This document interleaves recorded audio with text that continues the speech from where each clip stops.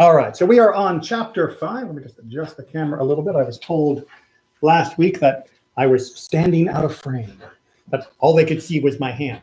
So, and since I talk with my hands, if you can't see me, it's like, what's he saying? All right, so we are continuing in chapter 5. We are beginning chapter 5, but chapter 5 is continuing with our discussion of if you buy something, what are you really buying? Nowadays, for most of our purchases, if you walk into Target, how do you know what you're buying? If you see a dress, if you see a TV, how do you know what you're buying? You see it. It's on the shelf. It's on the shelf in a box, or it's on the hanger and it's tied together, right? If you want to say, does this shirt come with these pants? Well, if they are connected, they come together. A good example is, for example, with this is Amazon. You buy in Amazon online, and you don't know how it looks like. Exactly right. I had a problem with Ilana bought a case for the cell phone. Right. The color looks like a little more light. Right. They came in a different color, a little more darker, and she was upset. Right. And that is a bit of an issue with online selling and whether or not your monitor is color adjusted and whether their pictures were color adjusted. Then you have the other questions on Amazon and other sites where it'll show a picture, and in the picture there'll be an accessory. Does it come with the accessory, or is that just for demonstration? And then you look through the comments to see people saying it comes with it, it doesn't come. That can be very complicated. But in most of our shopping, we look at the store, it's already in the store, we buy it, we're done. But if you wanted to buy a boat, right? So let's imagine you want to buy a boat because you're crazy. I grew up with boats, but they're a lot of work. So you want to buy a boat. So you go down to the dock, and there's the boat sitting in the water. What comes with the boat? Do the ropes come with the boat? Do the bumpers come with the boat? Should be. If they have special fish finding scanners, do they come with the boat? If it's attached. If there's a little galley, a kitchen, and they have plates and pots and pans, does that come with the boat? All in contract. Okay. So what we've been saying generally is it's all in the contract. However, because these are the rabbis dealing with when it goes wrong, we're dealing a lot with issues where there wasn't a contract, and where two angry people have shown up at the Beit Din, shown up at the court saying, I bought this, and the other person is saying, yeah, but it doesn't include that. And they're disagreeing because it wasn't spelled out, it wasn't clear to everyone, and now they're fighting. And the rabbis can't just say, well, what was in the contract? Because there was no contract. Why don't they set aside the sale over? Just say, go back and do it over? So yeah, it's like, if you guys didn't understand what the terms were, just set it aside. So let's imagine, because Natan is not quick enough, I'm going to be the jerk, right? I'm going to be the person who's finding the loophole, right? So let's imagine you're selling your house and I'm your neighbor, and I don't want you to sell your house. So I come over and I say, I'm going to buy your house. And then we say, great, we sign the deal. I hand you the money and all of that. And then I say, wait a minute. Your house doesn't include X, Y, and Z. I thought it included that.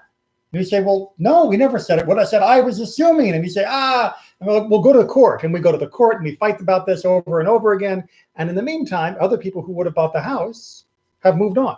They had to buy a house somewhere else. They can't wait for this to be finished. And so at the very end, I say, look, all right, fine. We'll just call the sale canceled. Give me my money back. You take your house back. We're done. We're even.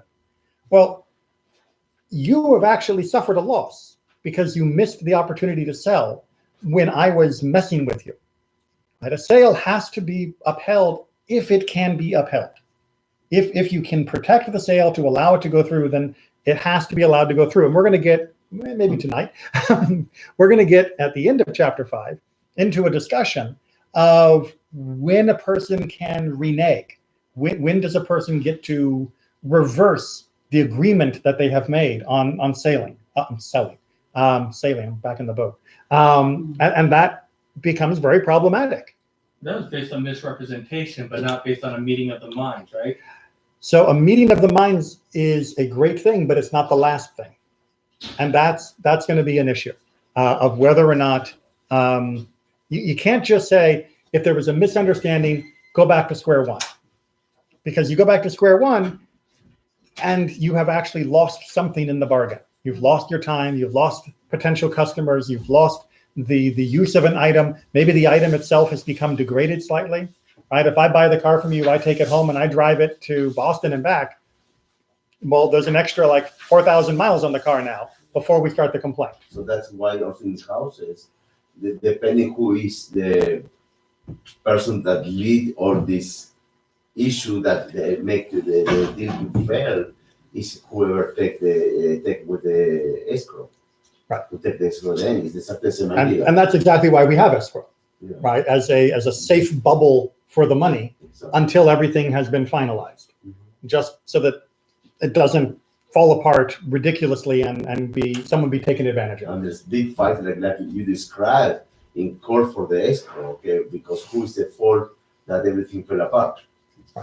So again, we're dealing here with the non-ideal situation. Ideal situation, two nice, reasonable people, they sit down, they agree on everything, they discuss everything, and they write everything, and they have witnesses for everything, and they give each other the money and the product, and they walk away smiling.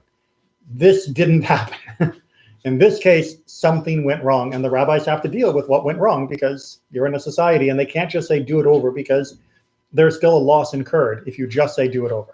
There are certain places, and maybe we'll talk about them eventually, we'll see, not tonight, where you do nullify a sale, where there has been a complete breach of the proper sale procedure, but not in this case. All right, shall we begin? I should point out we're dealing with a slightly different formatting because I was taking the US CJ, United Synagogues of Conservative Judaism translation from a different website because it's all in one block rather than scattered around pages because I don't know why they've never compiled this into an actual book. But anyway, that means that this is much easier for me to put on the page, but it looks a little different than what we've been using. It's not as pretty. In the bold is the actual translation, and in the regular type is the commentary. So when we read, we're just going to read the bold parts. Everyone good? Mhm. Okay. Aaron, would you mind starting us off? If a man sold a ship, he has also sold the mast, the sail, the anchor, and all the means of steering it. But he has not sold the slaves, the packing bags, or the lading. But if he said, it and all that is in it, all these are sold also. Okay, so this one is going to sound a little familiar if you were here last week, and it sounds a little familiar to just sort of general common sense. If you sell a boat, you're selling the parts that make the boat a boat, but you're not selling the things that you use a boat for. Right? If you use a boat for shipping cargo, you're not selling the cargo. You're not even selling the cargo machinery. Right? You're only selling the parts that make the boat a boat. Unless you say, I'm selling the boat and everything in the boat, in which case it is everything in the boat, lock, stock, and barrel. Make sense? Okay. Part two, if a man. If a man sold a wagon, he has not sold the mules. And if he sold the mules, he has not sold the wagon. All right, so you walk up to a guy and he's got a nice little set of donkeys or mules and they are pulling a wagon and you say, how much for the mules? And he says 10 and you say, great, and you give him 10. You only get the mules. You don't get the mule wagon. Right? It's It's not. so easy to set aside because it's only like 10 minutes. So yes, you can always agree to do it over, but this is a question of whether or not the Beit Din is going to force you to do it. But if you say I'm buying the donkeys, you're only buying the donkeys. If you say I'm selling the wagon, you're only selling the wagon. Good? Good. Onward. If he sold the yoke, he has not sold the oxen. And if he sold the oxen, he has not sold the yoke. Now, you might be saying, but wait a minute, if I buy an ox, I need a yoke, right? I mean, that's what you use the ox for, is for putting the yoke, the thing on its shoulders, for it to pull. So of course it come as a set, right? It'd be like buying a car without an engine or an engine without a car. Well, actually, yes. You know, I've bought cars without engines and I bought engines without cars to try and put them into each other. So you can't just automatically assume. The ox may usually have a yoke, but maybe your ox died, but your yoke is still fine. So you want to buy an ox, but you don't need a new yoke, and vice versa. So you can't assume that they're together unless it is said explicitly. Onward. The price tells all. How is this Oh, so? Rabbi Yehuda So, says, Rabbi Yehuda says, got to get the name. Rabbi Yehuda says, the price tells all. How is this so? If one said to him, sell me your yoke for 200 zuz, it is known that no yoke costs 200 zuz. But the sages say the price is not proof. Okay, so Rabbi Yehuda has a different opinion. He says, no. We, the court, we can figure this out if there's an argument, because the price will tell me. what you were actually buying. Because if you give a high price, you couldn't just be buying a piece of wood. You must have been buying the ox as well, and the seller should have known that. And the rest of the rabbis say, and maybe you really like the yoke. Maybe you collect them, right? Maybe this is a rare antique yoke and you're going to hang it in over your fireplace. No, we can't just assume that you've overpaid for a yoke and therefore you also thought you were buying the ox. And we can't assume that the seller knew that. The seller probably thought, man, I've got a sucker here who really wants to buy my yoke. Sure, you can have my yoke for 200, but I never would have sold my oxen for that too. So Rabbi Yehuda is canceled in this case. He loses the argument. Does that make sense? Right. Now, but you can see, and again, this is something that we talked about when we did Eduyot, we can see why the Mishnah kept his opinion. Because a reasonable person might have said, a reasonable person can tell just by the price. And if they hadn't said it explicitly, then later on, some other rabbi would have said, well, you know, if you show me the price tag, I can figure out what you were buying. And the sages did not want that because down that way lies madness. Right? You're just going to cause more problem. Because what is the real price of a yoke? 150, 100? Right? Well, how do you figure out what is reasonable in every circumstance? And now you have the Beit Din caught up in that, constantly trying to argue. So, nope. What you say is what you say is what you say. And that's what you get. Make sense? Okay. Same concept, but donkeys. If a man sold a donkey, he has not sold his trappings. The trappings are the like the harness and things that go around the donkey to help you control it. Nahuma Nahuma of Madid says he has sold his trappings. Right? So he said, no. A donkey's not a donkey without the stuff that goes on the donkey. Rabbi Judah says sometimes they are sold and sometimes they are not sold. It depends, just like he sort of said in the last one. How is this so? If the donkey was before him and its trappings on it, and he said, sell me this donkey of yours, the trappings are sold with the with the trappings. I don't know why that cut out. If he said, sell me the donkeys of yours, sell me that donkeys of yours, the trappings are not sold. Okay, so two different scenarios, and this is a little unclear both from this translation, but also just in the circumstance. So please don't laugh at my donkey. My donkeys, rather. All right. Buyer and seller. And remember, we got the trappings on the donkeys. So we've got donkey 1, we got donkey 2. Right? Donkey 1 is with the buyer and the seller. Right? They're standing on the side of the road. The seller has donkey 1, and buyer says, wow, this donkey's really great. I'll buy it from you for 50. And the seller says, okay. According to Rabbi Yehuda, you have now bought donkey and the trappings. On the other hand, if the buyer and seller are standing on the side of the road and there's no donkey nearby, but the buyer knows that the seller has donkey 2 back at his house, and he says, I'd like to buy that donkey of yours. Right? You know the one I mean. He only buys the donkey. If he's looking at the donkey with its trappings, then that's all included. If he's talking about a donkey somewhere else, then the trappings aren't included. And Rabbi Yehuda loses. Yep, he loses. Right? So yes, it's logical, but it doesn't actually work in practice. Yes, because I can see the donkey there in front of me and say, oh, I want to buy it. Okay, fine. Here the donkey, but I want to use the different donkey I have at home. Right, exactly. I mean, there's so much room for confusion and fighting about this. Instead, if I buy a donkey, I buy a donkey. If I buy a donkey with trappings, then I have to say I want to buy the donkey with trappings. And if I don't, I only get the donkey. Make sense? Okay. 5-3. Richard? Just jump down to if. Yeah. If a man sold a donkey, he sold his foal. If a man sold a cow, he's not sold his calf. Okay. So this is based upon how well you know animal, I guess. Not something that is familiar to me. I never had donkeys and cows growing up. We did have horses, but they never got pregnant. And the question is, if you buy a donkey, do you consider the baby of the donkey, the foal, to be attached to the mother or not? And according to their custom, yes, the baby donkey goes with the mother donkey. And everybody knows that. Everybody agrees that that is hooked at, they are attached. And so when you buy one, you buy both. But cows are not the same way. Apparently, it was more common to separate mother and child of cows, and you'd have use for a baby cow separate from the mother. And so when you buy a cow, you don't get the baby cow. Again, this is based off the convention. And many of these things, I should point out, in the Gemara and the Talmud and later Halacha, they make more explicit that it does go according to the local custom. So if the local custom is to always sell cows together with the baby cow, then yes, it would be together. But in their time, in their way, those were considered separate units. Make sense? Doesn't? Doesn't?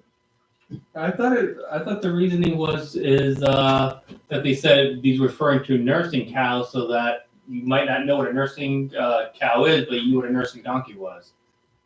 Because if a mother was nursing the Right. donkey, obviously, but Right. it was giving milk, but I thought the cow was not always giving milk. I I mean, the cow was always giving milk. Right. I was going to say, I think what you're saying is that you might buy a cow and want the milk and not want the calf with the milk. You want just the cow for the milk. I think they're just referring to the length of time that they were milking. So I guess a donkey only nurses its young, where a cow its whole life milks. Well, no, you don't see adult cows sucking on other adult cows. No, that's why the cows are pregnant once a year, because after they have the baby, they have the milk, and that's the reason why. Now you can keep them going for a long time, longer than you might think, by milking them daily and daily and daily. The same thing with 3 times a day. Right. The same thing with human women. Right. Is if a woman is breastfeeding, she can keep feeding for quite a few years. And, in the old days, in some cultures still to this day, the baby might still be breastfeeding at 3, 4, 5 years old. And the mother will still be producing milk. But once a woman stops breastfeeding, then her milk will stop eventually. So with cows, you can keep them going longer if you keep milking them, whereas nobody was milking their donkey. I know there are places where people do drink donkey milk, but not in Israel. I feel more comfortable here in this section because I work in a breastfeeding slave. Right. So he knows a little bit more about farming. Yeah, about the cows. Here's what it says. It says, he called it a nursing cow, was allowed to buy and know that this cow produces milk. It's where are you looking at? Oh, it's the bottom, right after the last paragraph. Right. Because they said a nursing cow is to let the person know it's producing milk, but a nursing donkey, I thought, was to let it know that it's raising the child. Right. Yeah. Because like I said, you sometimes buy a cow for the milk. You wouldn't buy a donkey for the milk. right. Right? Because, well, one, it's not kosher. And two, it's just very, very unusual, even in places that don't keep kosher, for a donkey to be used. The milk donkey not kosher. Donkeys are not kosher. Oh. Yeah, donkey milk is not kosher. Really? Have you seen a donkey's foot? Yeah, I never thought about that. And to buy a cow for the meat is very expensive. Yeah, because everyone wants one. But donkeys and horses, they have a solid hoof. Yeah, I knew that's why I couldn't eat it, but I never thought about the milk because nobody drinks it. No, not nobody. There are places that people drink donkey milk and horse milk. Yeah. Of the non-kosher animals, I would say donkey, horse, and camel are the ones that are most commonly still used in other cultures for milk. But yeah, most of the time in most parts of the world, it's sheep, cows, and goats that are the main milk animals. But donkey, horse, and camel are used in some cultures. Yeah, come on. Yeah. For the Arabs. Goat's milk. What's that? I'm trying to remember what the hoofs of goats. Goats are kosher. Yeah, that's why feta cheese is kosher. Yeah, donkey cheese is not kosher either. Yeah. Okay, now we get to the dung heap. So if he sold the dung heap, he has sold the dung on it. If he sold the cistern, he sold the water in it. He sold the beehive, he sold the bees. If he sold the dovecote, he sold the pigeons. Okay, so basically, if you sell a container, you're selling what it contains. Right? So if it's the pile of dung, meaning the spot where the dung is, you're selling the dung that's with it. And if you're selling the cistern, then you're also selling the water, and so on for the other examples. These are things that the container and the items they contain are considered absolutely inseparable. So when you buy one, you buy both. Make sense? All right. I guess this would be part 3. Yeah, it's still there. If a man bought the fruit of the dovecote. Okay, very quick. What is the fruit of a dove? Offspring of the A baby bird. Right. So I know they call it fruit because that's often used in Hebrew as a sign for, as the word for a baby, a symbol for a baby, like the prehabeten, the fruit of the womb of the body. Is it free? Like prehagafen, right? The fruit of the vine, or prehaetz, right? So it's that's used in this form. So here, the fruit of a dovecote is the baby doves, right? The baby birds. So if you're selling the fruit, if you're selling the baby birds, or sorry, if you bought the baby birds, You must let go of the first pair that are hatched. okay, so what? Again, if you're not into birds, maybe this doesn't make any sense. But apparently, again, this is going off the commentary because I don't have much experience with these birds either, is when you have a mating pair of doves and they have babies, you need to let the babies stay there, or else the parents will abandon the nest. Right? They'll leave. And so if you take the first babies, then the person who owns the doves is going to lose their doves, all of them. So you have to let some of them remain so that the nest will still be used, and then more will be born, and then you can have those too. So the first ones you need to leave behind in order that it can continue to rejuvenate, which is going to make a lot of sense for the next part. If you bought the fruit of a beehive, The baby bees. you may take 3 swarms, and then the seller may make the rest sterile. Right? So They run away fast. so the idea here again with beehives is very similar, meaning that if you take them, then you have to take them in only certain ways. You can't just say, I'm going to take all the bees forever that come out of this beehive. You don't have a claim for all of them forever. You only get a claim for some of the bees, and then you're done. And if the owner wants to, he can even sterilize the bee, get rid of the queen or something, so that no more bees are being made in that hive. But we didn't read that it's supposed to come together. What do you mean come to? Like if you buy the big hive, you need to be with the bees inside. What do you mean? I'm not quite sure. So first of all, Han, this is actually going to be a good experiment. Read the last sentence in your translation, because the last part of this Mishnah is debated of what it means.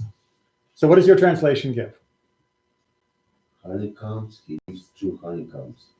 All is for cutting down, he leaves 2 shorts. No, that's the next sentence. Sorry. The fruit of the beehive. Beehive, right. Beehives. He takes 3 swarms and alternates. And then alternates. Right. So that's another way to read the end as opposed to the stopping. But the basic idea is that you only get a certain amount. Now, personally, I think the alternating makes sense because it's an idea of trying to make sure the beehive continues, whereas sterilizing your own beehive would be unusual. Now, both make sense, meaning that you only have a claim to a certain amount that comes out of the hive before the seller can say no. But the alternating makes more sense because it fits in my opinion, with the last part of the Mishnah. Go ahead and read the last part, and then I'll show you what the theme I'm talking about here. So if you bought honeycombs, you must leave 2 honeycombs. If you bought olive trees to cut down the branches, you must leave 2 trees. Right? Sometimes you buy a tree because you want the wood, not because you want the fruit. So if you buy a tree for the wood, what do? Well, you cut down the wood, but you have to leave a little bit of the tree behind. Now, what do all these things have in common? Regeneration, right? That when you buy something that is the fruit of a particular product, you have to leave the thing that is making that product around so it can continue to do so. So if you buy the baby birds, you have to make sure that the parent birds will still be there to produce more. If you buy the bees, you have to make sure, if you're alternating, that the beehive will still be working. If you buy the shoot, you have to make sure there's more. If you buy the honeycombs, you have to leave some so that the bees still have a place to come back and make honey. You have to make sure that there is always room for more to grow. And as we have the holiday of Tu B'Shvat coming up, which reminds us of our connection to the environment, the idea that when you buy from a fellow, you have to make sure there is some left over, all the more so from the world around us. That when we take from it, we're not allowed to take everything and leave nothing for anyone to come after. We can take enough so that the world will still be able to function and rejuvenate, and trust me, we'll all be fine as long as we keep a certain level of restraint so that we don't take too much. So Rabbi, 5.3, you can't contract around all that stuff, right? You can't say I get all the, I'm not leaving anything behind. Yes and no.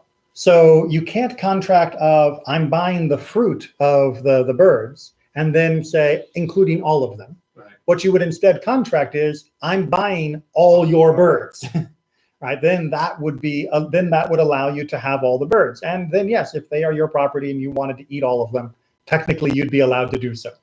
But that's not that's not the sale that's being discussed in this phrase. Right? If you want to buy the cow and you want to eat the cow, you're allowed to eat the cow. But if you want to buy the baby cows, you have to make sure you don't kill the mother in the process, because you're only buying the baby, you're not buying the mom. Make sense? So I don't know. I'm a bit confused. That's fine. Between the, It's normal for this.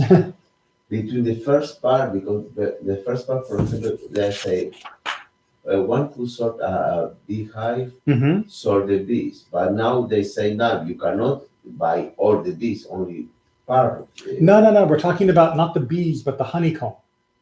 Right? The honeycomb is the part that has all the little pieces. The panels. The panels. Yes, thank you. Okay. So yeah, if you buy the panels, because you want the honey or the wax, then you have to still leave some of them in the hive. You can't take all of it. Okay. No, Right.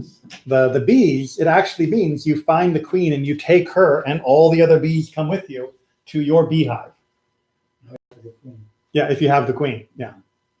So that's what they're talking about. That make it a little clearer? Yeah. Okay, so there's a difference between the bees and what the bees make. Got it. All right, that was 5.3. We're on 5.4. One who buys two trees in his fellow's Oh, field. sorry. I need to point out, I just discovered when I was working on 5.4 that this is mistyped. So we're missing part of it. We're missing the first part that Natan is reading right now.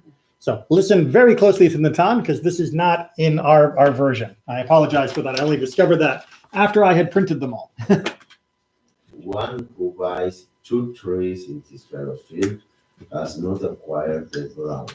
All right, let's make sure we got this basic idea. All right, so I buy two trees in your field. The question then is, do I own the ground around the trees, or do I only own the trees? Right? And the answer here is, if you buy two trees, you only buy the trees, you don't own the ground, which is going to have some consequences. So I can cut completely the. Read it and it'll explain. Rabbi Meir says he acquired the ground. Right, so Rabbi Meir disagrees, and he says, no, you got the ground. But he If loses. they grew, he may not prune them, and that which grows from the stream belongs to him, and from the roots belong to the owner of the ground. Okay, so here are the cases that we have to deal with.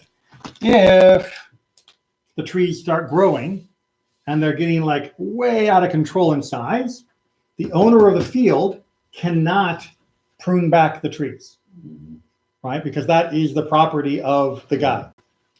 And if there is something growing off of them, off the stems, that's also owned by the guy who owns the tree. But if on the roots something comes up, that belongs to the owner of the ground, to the owner of the field. Come out like wood. Well, like sometimes the root will go underground and then come up, and then like a new tree will start growing out of that. Not out of the trunk, but out of a part that's come from under the ground. But the roots are part of the tree. So this is why it is a machloka. This is why it's an argument, right? Is the root part of the tree, or does it count as a new fruit from the ground? Is it a new tree? Different tree. And so that's the argument. It's a different tree, right? If I cut down the main tree, and there's a new little shoot coming up out of the ground over here, the new shoot will live, right? It'll keep going. It may take longer to get going, but it'll still grow. So it's considered separate. It's considered from the ground, not from the tree. And therefore, the owner of the ground gets the little shoot. Okay, but we're going to flip this when we go to 3 trees. And if they die, Sorry, we'll do the dying first. I forgot. and if they die, he has no ground. One who bought it. Right, so if they die, the guy who bought the trees, he doesn't get like the ground that they were standing on. Right? It's not like he still owns that bit of dirt. So if he want to cut the tree, can he also cut and use for selling the roots? The wood, yes. The wood, but the Right. wood, like the base of the tree with the roots. So if I remember correctly, the limit is the ground. Right? You own down to the ground. Everything above the ground is yours. Everything below the ground belongs to the owner of the field, because that's his dirt. And everything in the dirt belongs to him. I disagree. Well, keep reading. Maybe you'll be happier with the next part. One who bought 3 acquired the ground. Right? So if I buy 3 trees, let's make sure I can go back to the right color. If I buy 3 trees, well, now I've created a space that exists in. Right? 3 trees is not just 2 trees. 3 trees is an orchard. Right? 3 trees is a meaningful cluster, and that means I need the ground around them as part of my trees. Now the ground with them is my property, my area. Keep reading so we can see the difference this is going to make. If they grow, he may prune them. Right? So now when they're growing, the person who is around the seller can now trim them. So, The owner of the land. Because those 3 trees are now on someone else's property, when it comes onto his property, he's allowed to trim them.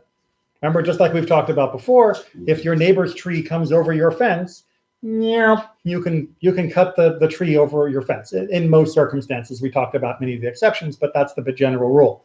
So now that you have your land with your trees, when they come onto my land, I can trim them. Keep going. and that which grows from the stem and from the roots belong to him. From the owner of the trees, right? If it pops up out of the ground, if it pops up out of the stem, Because he's the owner of the he's the owner of the land now. Exactly. And if they die, he has the ground. Right? And if these 3 trees die, he can plant new trees there. So if you buy 3 trees and one died immediately and now have only 2, still is the owner of the Yes, you're the owner because you bought 3. Exactly. And if you buy 3 trees and it gets down to only 1 tree, you can keep just 1 tree. You don't have to replant. You're allowed to keep only 1 tree if you want, but still you have the ground. because you own it now. Exactly. When you buy it, you buy the ground. Because remember, this whole chapter is talking about when you purchase something, what is attached to it. And in this particular case, they say if you buy 3 trees, you are buying the ground. And that means if you sell 3 trees, you are selling the ground. And you should know that before you sell. So that's why Karen Kayemet sell you 1 tree at a time. So you can't claim any ground. Yeah, exactly. I hadn't thought about that connection. Okay, makes sense? Clear? Okay. 5. So in the Jubilee, you lose all your trees? Well, in the Jubilee in general, yes, the trees would return to the original owner of the land. Yes. You're up for 5.5? Yes. Okay. He who has sold the head of a large animal has not sold the feet. If he sold the feet, he has not sold the head. If he sold the lungs, he has not sold the liver. If he That's sold the what- liver, he has not sold the lung. All right, It so make very sense for the chicken. When you Ah, buy a chicken. no, we're not at the chicken yet. No. No, Okay. large animal. Oh, that's Right, the chicken is actually going to be the opposite. really. Yeah. So we're on a large animal right now. You're buying a sheep, you're buying a cow, and you go to him and you say, "I'll give you 50 for the head." You're only buying the head, right? You don't get feet as well, because it is normal to divide up a big animal. Right? Because I mean, I remember the first time Cows is very normal. cows are huge. You'd always And you divide buy them up. only one part. Right. That's I it. mean, I don't think anybody here has ever bought one cow. Right. I remember, still, this shows you, when I was like homesick when I was a kid and I'd watch daytime TV, they still used to show I Love Lucy episodes. You know I Love Lucy? Well, there's one episode where they get a freezer for the apartment, and she and Ethel, her neighbor, decide to buy like 3 sides of beef. And they realize how big 3 sides of beef are going to be. And it's like hundreds and hundreds and hundreds of pounds of beef. That's what the problem is here, right? So you normally part up an animal, and different pieces of the animal, even the important pieces and less important pieces, they are sold separately. But when it comes to a small animal, like a chicken, Just like I said, these are mostly butchers buying these cows, right? It's not like a consumer. no, you'd say I want to buy, the liver. A regular person would say that? Yeah. Oh. I want to buy the whole. I want to buy a foot. They I can't. want to buy the head. I mean, yeah, that was something you might purchase as an individual. In the case of a small animal, if he sold the head, he has sold the feet. If he sold the feet, he has not sold the head. Okay, wait. What? Yeah, let's make sure we get the intonation right there. If he sold the head, he has sold the feet. If he sold the feet, he has not sold the head. So apparently with small animals, and I'm not a butcher, there is a hierarchy of value within the animal bits. And some parts would be sold as being basically the main bit of the animal, because without that, who else is going to buy it? And other pieces, yeah, you just sell off the feet because someone wanted chicken feet for whatever reason. So the question is here, is a higher ranking piece of the animal includes the lower ranking pieces. But the lower ranking pieces do not include the higher rank. So if I purchase just the feet, that's all I'm buying. But if I purchase the head, I'm buying the whole thing. Yeah, but depends on the animal, because the chickens are small and the legs are more important than the head. I guess it depends on what you're doing with it. But yes, of course, this goes down to local custom and local animal usage as well.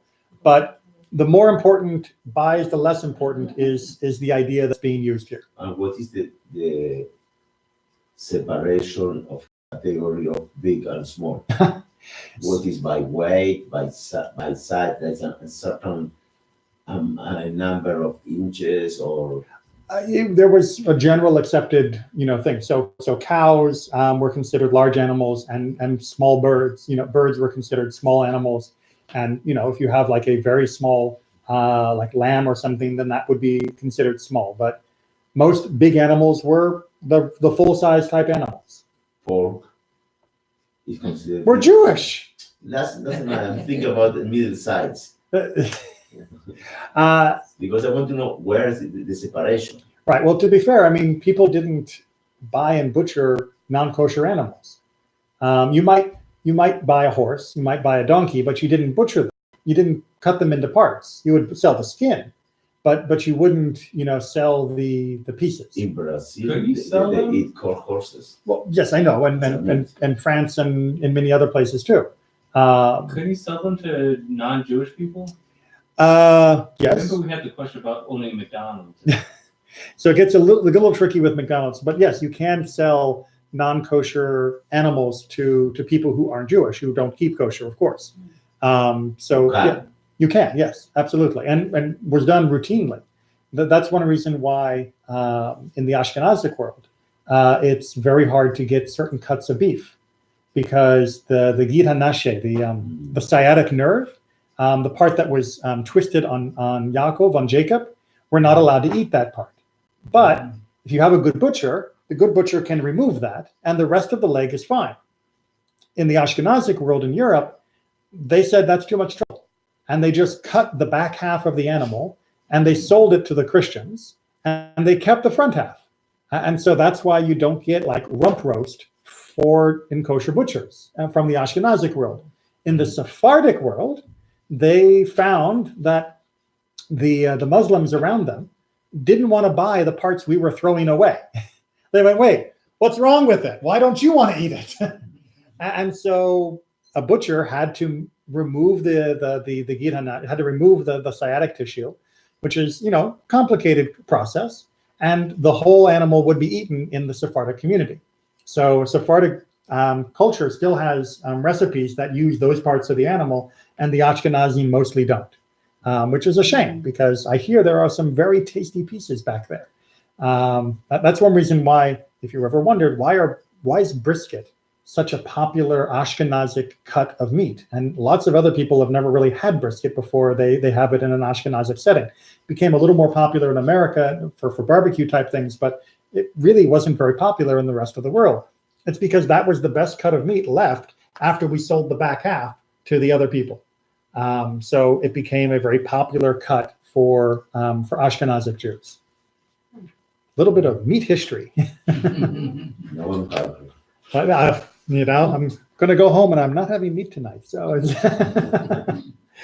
it's a shame. Okay. So I think we haven't finished the livers and the lungs.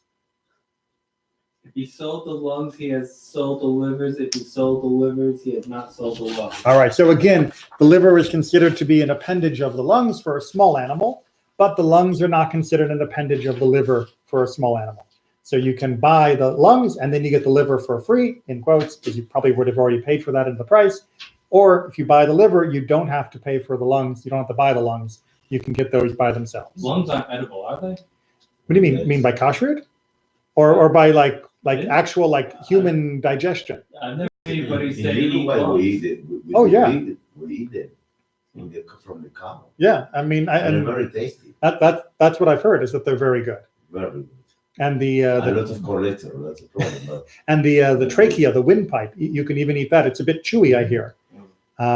There's a Jewish guy, unfortunately, Andrew Zimmer, who does a travel show called Bizarre Foods, and he goes all around the world eating things that aren't kosher. But it's like, that's not kosher, that's not kosher. But I remember him eating lungs and windpipe and all sorts of things in other parts of the world. So we are a little spoiled in America in the sense that we can eat better pieces of meat, but we're also poor in America because that means we don't eat some of the tasty pieces of meat that aren't as popular anymore. Like tongue, for example. Most Americans do not want to eat tongue. They say, tongue? Ugh, I don't want to eat tongue. Right? It's like, wait, you'll eat shoulders. Sorry for making you hungry. It's like you'll eat shoulder, but you won't eat tongue. It's a little weird. But most Americans, if you take them to a butcher and the tongue is sitting there like under the wrapper, they're going to go, I don't want to eat that. When they go to Touches, I only order tongue. When Brown's Deli was still with us, Alava Shalom, my daughter, that was all she would order there was a tongue sandwich. That was amazing. Yep. With onion. Yep. Oh. Okay. So my point is, we have meat cheaper than ever before. We have the better cuts of meat, the shoulders and the roasts and all those things more than before. But all of the unusual parts of the animal, which most cultures around the world, including European ones, which most people from America are from European-based cultures, used and loved some of those types of recipes. Nowadays, you can't find them. Go to a butcher and try and find tongue. Right? Go to Publix, ask them for some tongue.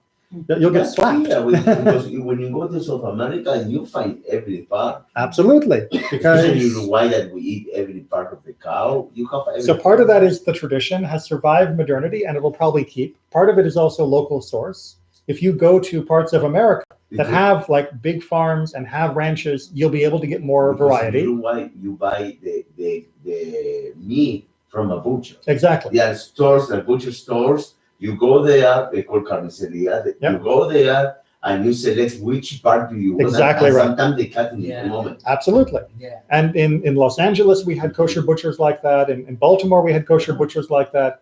But most people, not even just Judaism, but for most people, they never walk into a butcher and say, I want 5 pounds of roast. They walk into the supermarket and they say, I'll take this one. And it's already pre-wrapped and done. Spoiled. We're spoiled, but we're spoiled and we're also impoverished, right? We've lost variety and we've made up for it in cheapness and sameness. So yeah, it's a mixed blessing. I'm not cheating. I go to the meat market. Mhm. The meat is fresh. Absolutely, yeah. Fresh. No freeze and no nothing. Right. My friend says, I need this, I need this, I need this. Yep. They give fresh food, fresh Yep. meat. Does it taste better? Yeah. But they made an announcement that they're gonna have an animal, they're gonna have food. If you want it, so they already have it for you fresh. So the animal, he eating only ground. the grass, yeah. The good Grass, yeah. So it's like, when you Same. drive by the Krispy Kreme and it says like hot donuts, right? It would say fresh kill. So it's a joke, on the sign. I mean, but yeah, it's Oh, they are the best. Yes, same. now there are some kosher. Yeah, no, Yael used to dance next to the Dunkin' Donuts, the Krispy Krispy Kreme. Yeah. And the smell, oh my God, you couldn't go inside and buy the very warm made 1 second ago donuts. But Amazing.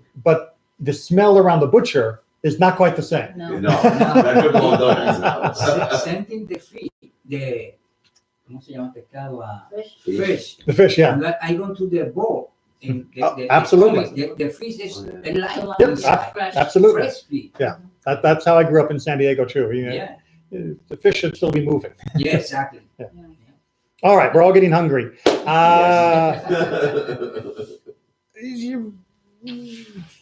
All right, we're going to do 5, 6. It's a bit of a long one in terms of the content, but I think we can do it, and we won't go too late. All right, so I think it's your turn. There are 4 rules that regards to those who sell. All right, so anytime you're reading the Mishnah and it says there are number rules, right? That is like pay attention. It basically means they're trying to give you a summary either of something they just said or something they're about to say that is supposed to make it easy to remember and give you a very good rule of thumb for how you handle. As we know, details make a difference, but knowing the general rule is really, really, really helpful. So anytime the Mishnah tells you this many rules, that many rules, whatever, pay attention. So what are our 4 rules? If one has sold good wheat and it turns out to be bad, the buyer can retract. Okay, so let's make sure we got this down. All right, we've got Because it's fraud. no. So we're not dealing with fraud here, right? Full ona'ah, which is what we use for the term for fraud in halakha. That is a whole different issue, right? If I say I'm selling you a donkey and it's actually an alligator, that is absolute fraud. Right? The question here is whether when you sold it, you thought it was good, but it turned out to be bad. Right? So let's say, imagine I've got big bags full of wheat. I'm not checking each kernel of wheat. Now, this came from a good farm. It's fresh. I think it's good wheat. And you, the buyer, you pay the good wheat price. There is a price for bad wheat, right? Bad wheat is still something that people buy because poor people need something to eat. So the wheat that wasn't so good, the wheat that is old, the wheat that got wet and maybe it's moldy, people are still eating that. Right? Again, we're spoiled now. Our wheat comes perfect in little bags and it's all white. But this wheat, you would have eaten what you could afford. And if what you could afford was bad wheat, you bought bad wheat. So I think I'm selling you good wheat. You think you're buying good wheat. But it turns out that it was bad wheat. When I open up the bag, the buyer can cancel the bad wheat.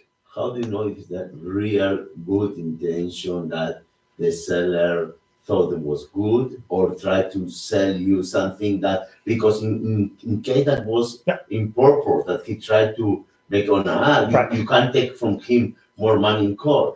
So how do you know if really was in goodwill that did the mistake or not really that tried to? If you have evidence that they were deliberately being deceitful, Yes. then absolutely you can take them to the court. So for example, if you open up the bag and it's good wheat on top, but 3 inches down, it's bad for the rest of the barrel, right? That is something you could take them to court for, because they deliberately put the bad wheat in the bottom and then covered it with good so that when you checked, you'd only see good, right? Those kinds of deceptive practices, the rabbis talk about, those are absolutely illegal, and there are penalties for doing that. But this is really dealing more with the case where you have no evidence that there was ill intent, that this was just a mistake. You know, they thought it was good. It turned out to be bad. It happens. At least it really used to happen before we had the Food and Drug Administration. And you know, that's helped clean up a lot of the mistakes. Not all of them, but, you know, we're a lot better than we used to be. Yeah. All right. So if one has sold good wheat and it turns out to be bad, the buyer can retract. The person who is opening up and saying, wow, I paid too much for this, I want my money back. Okay. Next part.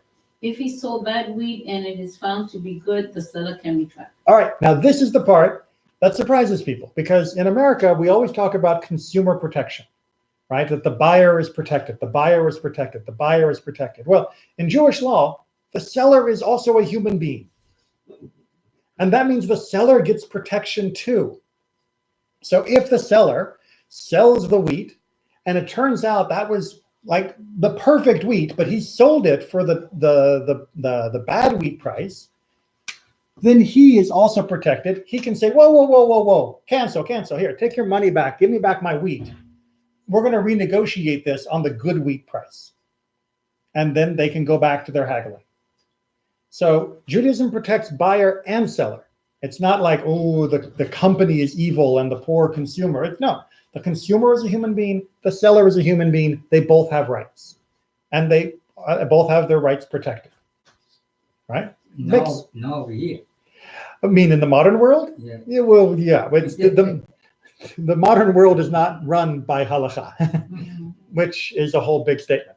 But yeah, it's in the modern world, there are people who think the company is always right, and there are people who think the buyer is always right. There are very few people who say both of them are human beings and they both have rights, right? And it's not universally always for one or always for the other. It's depends on what's happened, but each should be protected. Right? The company is made up of human beings, and the buyers are made up of human beings. They all need to be protected.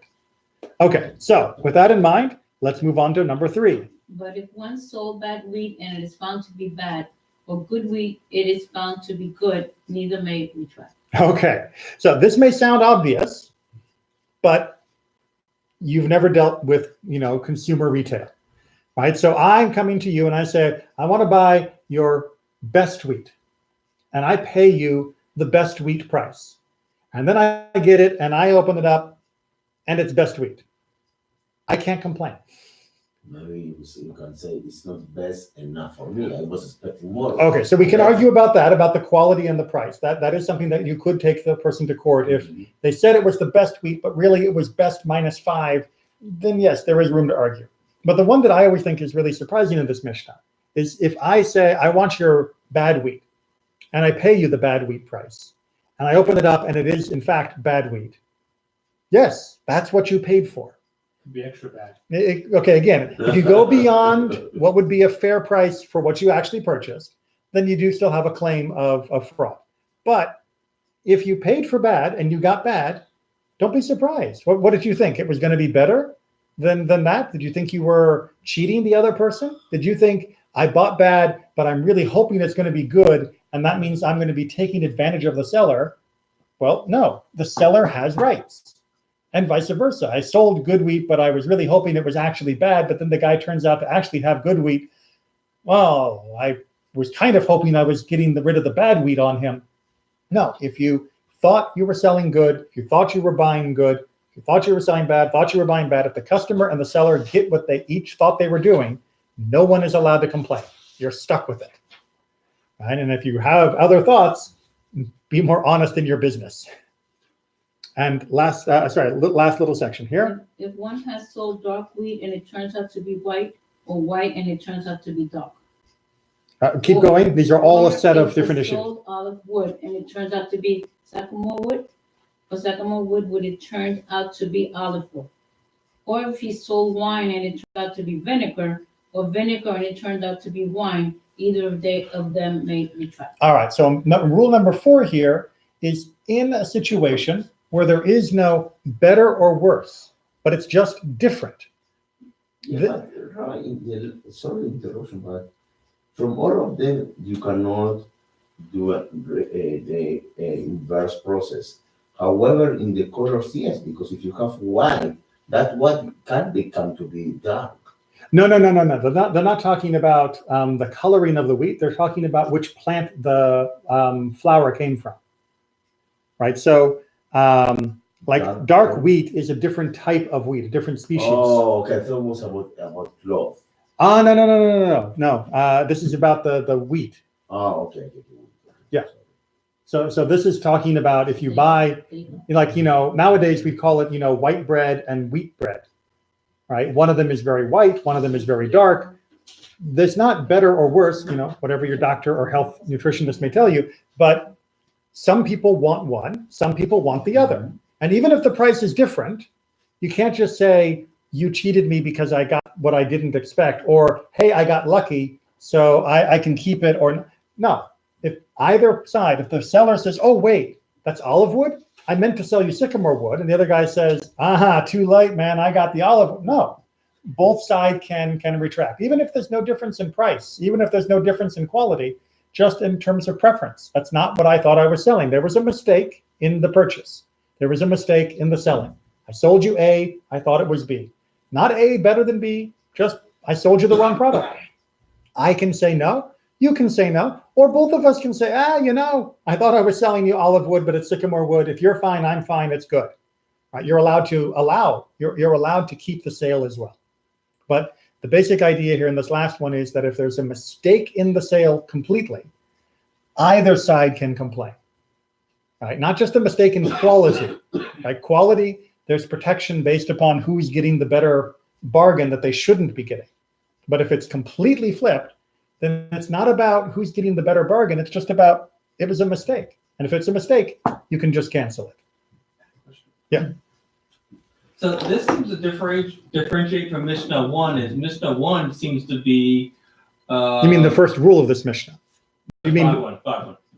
Mishnah 5.1 about the boat? Yeah. Okay. Because the difference in Mishnah 5.1 seems to be the dispute is about what the terminology means. Mm-hmm. And this one, the dispute seems to be they know what the terminology means. Yes.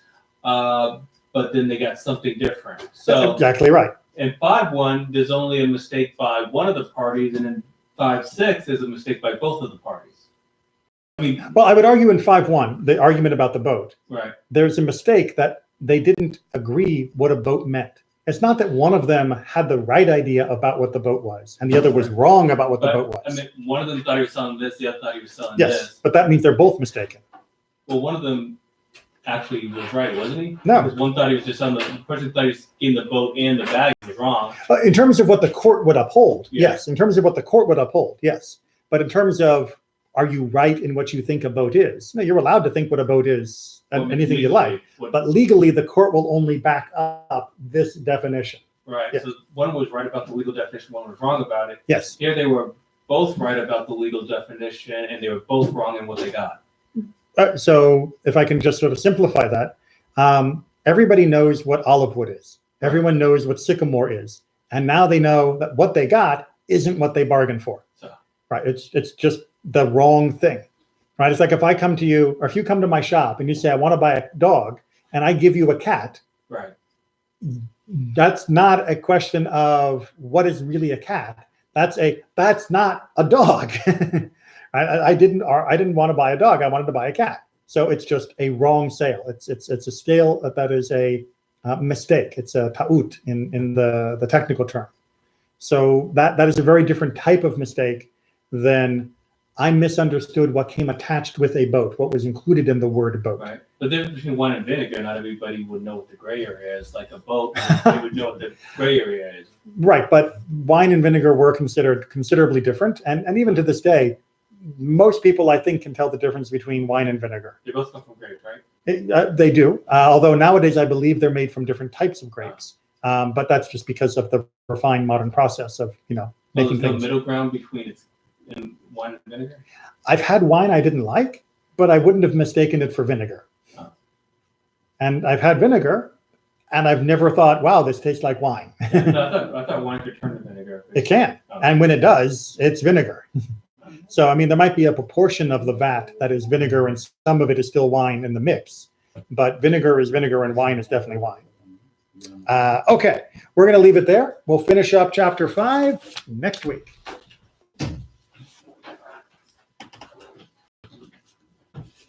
By the way, we have until now, many people